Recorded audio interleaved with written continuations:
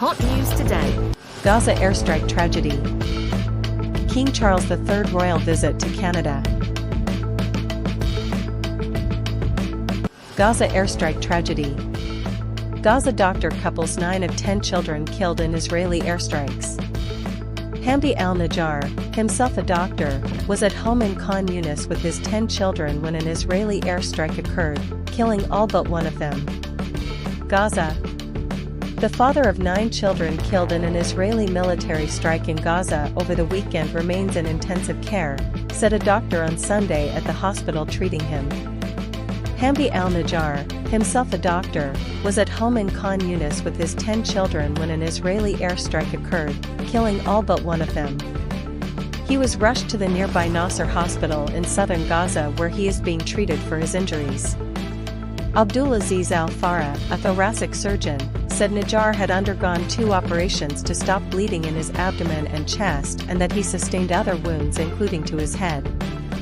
"May God heal him and help him," Farah said, speaking by the bedside of an intubated and heavily bandaged Najjar. The Israeli military has confirmed it conducted an airstrike on Khan Yunis on Friday but said it was targeting suspects in a structure that was close to Israeli soldiers. The military is looking into claims that uninvolved civilians were killed, it said, adding that the military had evacuated civilians from the area before the operation began. According to medical officials in Gaza, the 9 children were aged between 1 and 12 years old. The child that survived, a boy, is in a serious but stable condition, the hospital has said. Najjar's wife, Alaa, also a doctor, was not at home at the time of the strike. She was treating Palestinians injured in Israel's more than 20-month war in Gaza against Hamas in the same hospital where her husband and son are receiving care. She went to her house and saw her children burned, "May God help her," said Tahani Yahya al-Najjar of her sister-in-law. "With everything we are going through, only God gives us strength." Tahani visited her brother in hospital on Sunday, whispering to him that she was there. "You are okay, this will pass." On Saturday, Ali al-Najjar said that he rushed to his brother's house after the strike, which had sparked a fire that threatened to collapse the home, and searched through the rubble. "We started pulling out charred bodies," he said.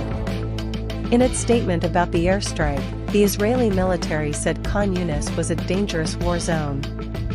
Practically all of Gaza's more than 2 million Palestinians have been displaced after more than 20 months of war.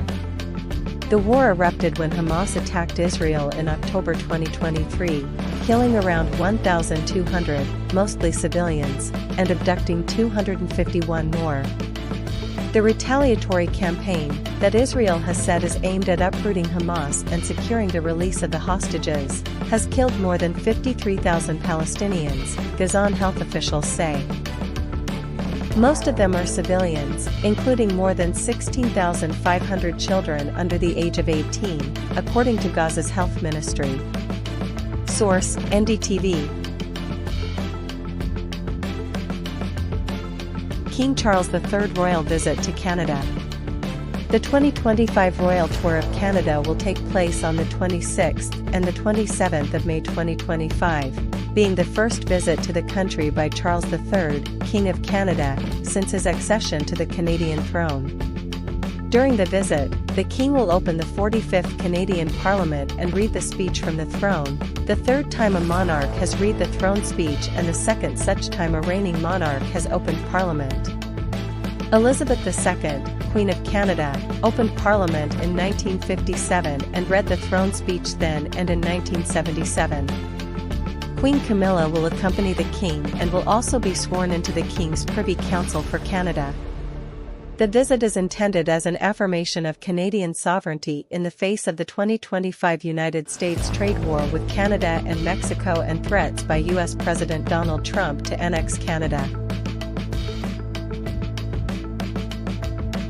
Thank you for watching. See you tomorrow.